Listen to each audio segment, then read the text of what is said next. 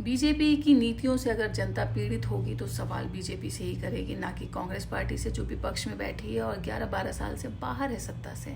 नीतियां जो बनाता है सवाल उसी से पूछा जाता है। पहली नीति नोटबंदी, जिसको ये आज तक जस्टिफाई नहीं कर पाए, धुरंधर मूवी के माध्यम से जस्टिफाई करने की कोशिश कर रहे थे, फिर भी जनता को नहीं समझ में आया कि नोटबंदी क्यों हुई थी। दूसरा ये लॉ लाए 3 ब्लैक लॉ, किसानों के अगेंस्ट, जो नहीं समझ में आया, किसानों ने विरोध किया, फिर 2021 में इन्हें वापस लेना पड़ा। इतने ज़्यादा हेट स्पीचेस कराते हैं कि लोग डर के मुंह बंद कर लेते हैं। उसके बाद इनका इलेक्टोरल बॉन्ड आया जो स्कैम था, सुप्रीम कोर्ट को इंटरफियर करना पड़ा कि भाई इसकी डिटेलिंग दीजिए, आपने पैसे लेके क्यों लोगों को कॉन्ट्रैक्ट दिया।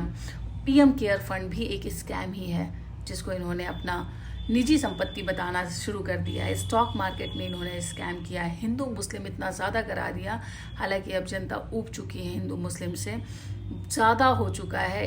हिंदू मुस्लिम करने के चक्कर में नए जॉम्बीज पैदा कर दिए। इन्होंने वोट चोरी की, वोट चोरी का इल्ज़ाम विपक्ष लगाता रहा। बिना आग के कहीं धुआं नहीं उठता है। इन्हें सफाई देनी चाहिए थी, इन्हें सामने आना चाहिए था। इनका इलेक्शन कमिश्नर जो है वो इतने ज़्यादा उल्टे सीधे बयान करता है, उल्टे सीधे काम करता है, लेकिन कभी जस्टिफाई नहीं किया गया और ना ही उसके खिलाफ कोई एक्शन लिया गया। ये अपोजिशन को दबाने की कोशिश क्यों करते हैं? अपोजिशन का काम ही है आपके ऊपर उंगली उठाना, आपके नीतियों को अगर वो गलत है तो सवाल करना। उसको अगर आप दबा देंगे तो आप कैसे अपने काम में सुधार लाएंगे? विपक्ष होता ही है कि आपको वो सिखाए कि आप क्या गलत कर रहे हैं, जिस पे आप सुधार कर सकें। आप हमेशा मिसयूज़ करते हैं अपने आईटी सेल का, लोगों को बदनाम कराने का, लोगों की इमेज खराब करने के लिए। आपने अपनी ईडी का मिसयूज़ किया, आपने अपनी सीबीआई का मिसयूज़ किया, इवन कई बार आरोप लगता है कि आपने सुप्रीम कोर्ट, हाई कोर्ट का भी मिसयूज़ किया। हालांकि अभी भी न्याय व्यवस्था पे लोगों को विश्वास है कि शायद आप वो न कर पाएँ। बुलडोजर से न्याय देना, लोगों का घर तोड़ देना, फिर वो कोर्ट जाते हैं तो वहाँ से जब ऑर्डर लेके आते हैं तो उनको कॉम्पनसेशन देना, इस तरह की नीति जनता परेशान हो चुकी है। डिसऑनर, नेशनल प्लेयर का जो आपने डिसऑनर किया, कुछ ने रेप का आरोप लगाया, उस इंसान को आपने टिकट दे दिया, तो इस तरह का है। कई प्लेयर्स आज भी हैं, क्रिकेट को छोड़ दीजिए तो कई प्लेयर्स ऐसे हैं आज जो सब्जी बेचने पे मजबूर हैं। उनकी वीडियो आप लोगों ने सोशल मीडिया पे देखा था। महंगाई कम नहीं हुई।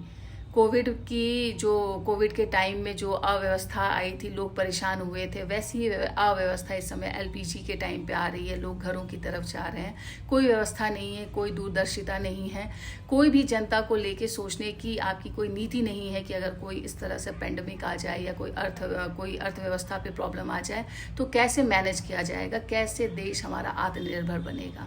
भ्रष्टाचारियों को आप संरक्षण देते हैं, रेपिस्ट को आप संसद में लाते हैं, और अशोक करात जैसे लोग नॉर्मलाइज हो गए हैं। महिलाओं के साथ संबंध बनाना ये बहुत ही नॉर्मल हो गया है आपके टाइम में। रेप के लिए आप बिल्कुल भी आपके संसद नहीं खड़े होते हैं, विरोध नहीं करते हैं कि रेप क्यों हो रहा है, आप पनिशमेंट की नीति नहीं बढ़ाते हैं। तो सवाल उठना जायज़ है। आप क्यों नहीं ऐसी ऐसी नीतियां बनाते हैं कि कोई किसी की हिम्मत ना पड़े रेप करने की, किसी की हिम्मत ना पड़े भ्रष्टाचार करने की? क्यों पुल बनते ही टूट जाते हैं? क्यों इतनी कालाबाजारी चल रही है? क्यों इतना करप्शन है? किसी भी कंस्ट्रक्शन में इतना करप्शन क्यों है? आप नीतियां क्यों नहीं बनाते? आप क्यों अवसर दे रहे हैं अपने संसद मंत्री, विधायकों को, अधिकारियों को कि तुम पहले पैसा कमा लो, मेरे गुलाम बन जाओ, फिर उसके बाद हम लोग देखेंगे देश का? तब तक तो देश डूब चुका होगा ना। सवाल उठाना बनता है। अगर कांग्रेस यही कर रही थी तभी तो उसको हटाया गया था। आज ये कह देना कि कांग्रेस के टाइम में किसी ने नहीं बोला, कैसे नहीं बोला? कैसे? तभी तो कांग्रेस हटी, विरोध हुआ तभी तो कांग्रेस हटी, आप आए। अब आप सही काम नहीं करेंगे तो आपका भी विरोध होगा। भारत ऐसा देश है जहाँ पे औद्योगिक क्रांति नहीं हुई थी। यहाँ पे एक समाजवाद और भाईचारे की हमेशा नीति रही है, लोग उसको फॉलो किए हैं। शांति से रहना यहाँ के देशवासियों की पहली प्रायोरिटी होती है।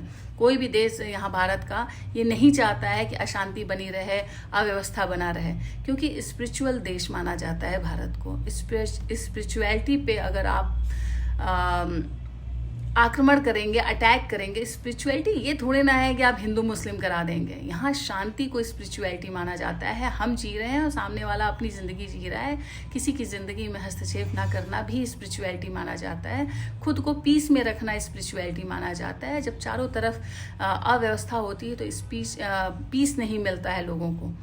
तो ये भारत पीस, शांति का देश रहा है, भाईचारे का देश रहा है, और यहाँ पे जर्मनी वाली स्थिति नहीं आ सकती है कि कोई वर्ग तानाशाह बन जाए और दूसरा वर्ग बर्दाश्त करता रहे।